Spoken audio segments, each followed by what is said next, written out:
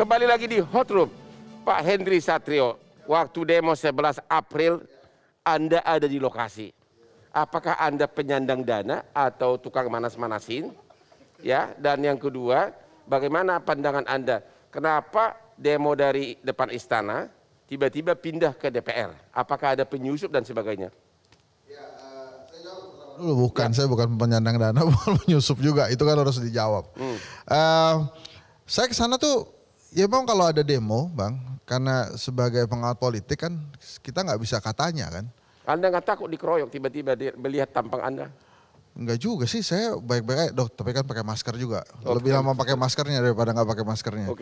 Kadang-kadang ngap juga ya kita Jadi buka Anda datang ke situ tujuannya apa? Nah, yang pertama, saya diajak juga sama teman wartawan, ayo kita pantau demo gitu. Dan saya emang biasanya kalau ada demonstrasi saya lihat supaya kalau ditanya media, saya nggak dengar katanya. Jadi saya langsung. Jadi pada saat misalnya ya, waktu yang Cipta Kerja itu ya, kan ada gas air mata.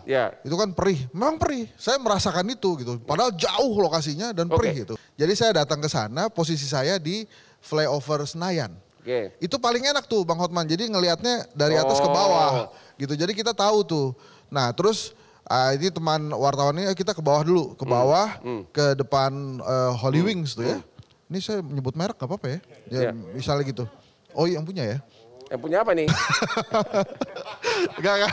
Nah itu pas sampai di sana aksi-aksi mahasiswa memang sudah banyak yang pulang. Nah tapi terus kemudian memang masih ada beberapa yang aksi. Mereka ada yang jalan mundur gitu. Ayo kita jalan mundur sebagai simbol bahwa demokrasi ini berjalan mundur. Jadi mereka jalan mundur, lucu juga nih teman-teman mahasiswa. Jadi memang kita saksikan aja. Nah setelah mau hujan itu ya kita pulang gitu. Jadi memang saya nggak ke depan DPR, bahkan kita taunya, kami tuh taunya, saya taunya ada peristiwa Bang Ade itu juga justru dari WhatsApp group gitu. Dari WhatsApp. Karena emang nggak kelihatan. Jadi Anda tidak bisa kasih komentar kenapa dari istana pindah ke DPR tuntutan pun berubah? Oh kalau itu bisa, dari pemberitaan-pemberitaan kan menurut saya nih ada mahasiswa cerdas juga. Pak Jokowi sudah menyampaikan di sidang umum terbatas hari Minggunya bahwa pemilu 14 Februari 2024. Jadi ya istilahnya Pak Jokowi itu setuju lah 2024 gantian ya.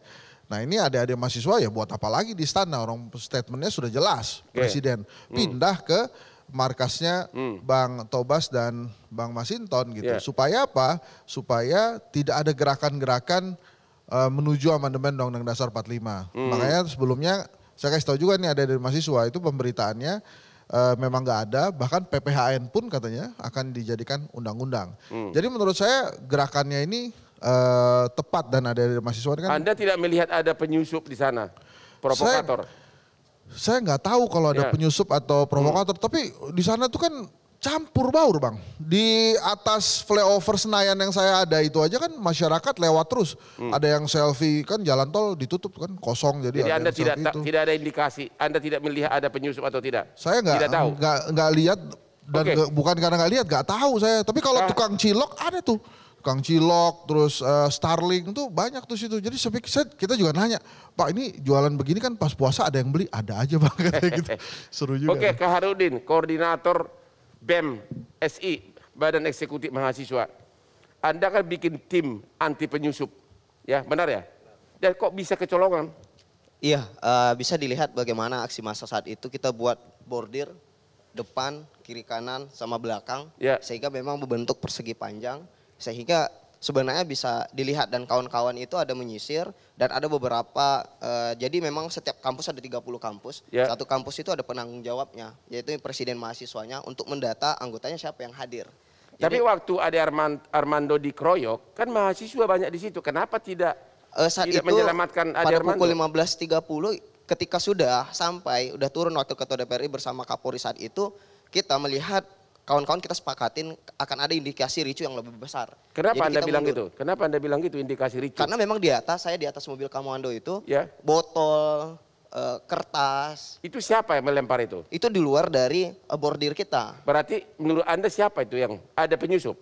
Ya kalau dikatakan penyusup ini masuk, tapi dia masih di luar dari bordir kita. Jadi memang saat itu ada beberapa aliansi di pagar kiri itu aliansi BEMSI, di pagar kanan itu ada aliansi masyarakat. Sampai ada emak-emak ya. Dan juga waktu itu dari istana ada yang datang masa aksi ke DPR RI. Dari istana datang, dari arah istana. Dari arah istana. Oke. Dan itu nggak tahu siapa. Ya kita tidak tahu siapa, dan saat itu saya pun diamankan sama kawan-kawan langsung ke arah mobil komando. Jadi diamankan. Jadi saat itu memang kita melihat sepakat untuk tarik mundur masa aksi, jangan sampai kita mengorbankan masa aksi. Karena perjuangan kita bukan hari ini aja. Karena terkait tentang tuntutan kita, ini adalah bom waktu. Jadi Anda jelas-jelas melihat memang ada penyusup masuk.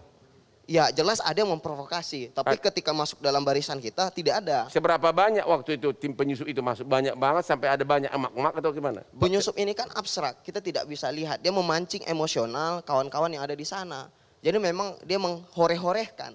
Dan terkait tentang Ade Armando itu kan berbeda hal. Malah tertutupi substansi tuntutan kita.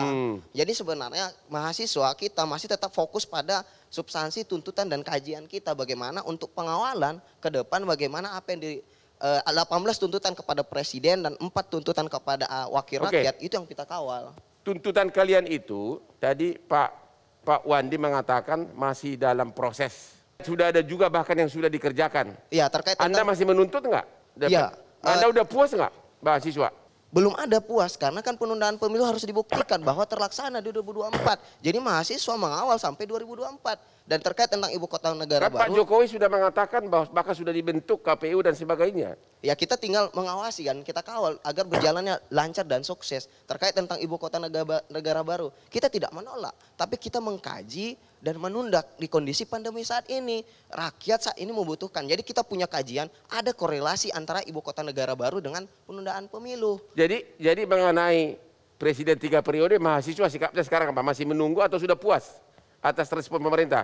Ya kita boleh dikatakan puas, kita belum. Karena memang ketika dikatakan puas nanti kita tidak mengawal. Tapi hari ini kita berdiri tegak terus mengawasi dan mengawal. Jangan sampai kebijakan yang itu tiba-tiba tengah malam diadakan di amandemen tengah malam. Kan tidak mungkin gitu. Dan ibu kota negara baru 40 hari. Undang-undang dibuat 40 hari. Itu bagaimana tentang ibu kota negara baru. Makanya itu perlu dikaji ulang aspek-aspek yang didampak seperti sosial ekologinya. Jadi menurut mahasiswa ibu kota negara baru itu kapan sebaiknya? Berapa tahun diundur bila perlu? Ya, karena saya dari Riau di luar Pulau Jawa juga, kita sepakat bagaimana sentris jangan sampai ekonomi di Pulau Jawa saja. Tapi hari ini kita perlu kaji ulang lagi, tunda dulu. Karena kondisinya saat ini APBN yang digunakan itu untuk kebutuhan dasar rakyat. Anda juga mahasiswa juga menuntut janji kampanye dari Presiden Jokowi. Janji yang mana yang Anda merasa belum dipenuhi? Janji kampanye yang mana? Ya, pertama yang 12 tuntutan terkait tentang pelemahan KPK ya. Itu kan ada 12 tuntutan kita. Dan juga hari ini kenapa di 6, kami ingin menyampaikan bahwa Presiden jangan fokus di pesta demokrasi di tahun 2024. Ataupun pembantu Presiden, menteri-menterinya. Jadi maunya fokus janji kampanye yang mana yang perlu difokuskan? Ya, untuk silakan dilihat kembali visi misinya, janji-janji kampanye. Ya itu apa? Anda mesti ingat nggak apa? Kan Anda menuntut, Anda harus tahu dong apa yang Anda. Terkait tentang itu, bagaimana hari ini tentang kesejahteraan. Hari ini contoh misalkan di Orde Lama, kita peroleh yang namanya kebebasan tapi kesejahteraan tidak. Orde Baru kita peroleh kebebasan, kesejahteraan kita punya. Hari ini yang ingin kita tanyakan adalah apakah kita peroleh kesejahteraan?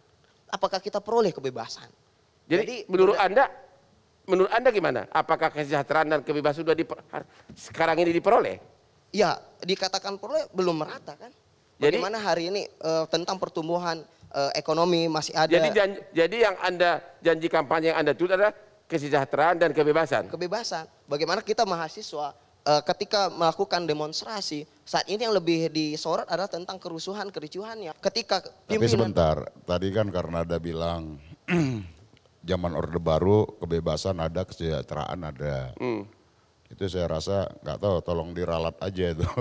Orde Baru itu ya tidak ada yang namanya tidak ada kebebasan. Ya kesejahteraan ya kesejahteraannya semu gitu loh. Jadi maksud saya teman-teman mahasiswa tapi juga nggak semua gitu Bang. Ya teman-teman mahasiswa juga harus objektif. Karena kebebasan tidak ada dalam alam masa Orde Baru, makanya lah kami dan teman-teman tahun 97, 98 menentang itu memperjuangkan adanya demokrasi. Seperti itu, Mas. Jadi silakan lanjut lagi. Jadi kayaknya mahasiswa ini perlu belajar dari yang senior nih. Ya, terkait tentang hal tersebut ya memang abang-abang di aktivis 98 punya sejarah dan saat ini mahasiswa di tahun ini dia memiliki sejarah tersendiri, mungkin sejarah sendiri. Ya, tapi tadi kan Pak Sinto sudah membantah ya. Jadi mungkin perlu belajar dari yang senior ya. Ini saya bantuin lah. Ini kalau skripsi ya kayak gitu makanya ini mungkin saya sebagai pembimbing ya. Jadi gini, mungkin yang dimaksud Ade kan pasti lahir juga udah lewat 98 kan. Jadi memang masa Orde Baru dia belum dapat tuh. Dari cerita-ceritanya kan maka yang paling mudah dilakukan oleh mahasiswa adalah membandingkan kan.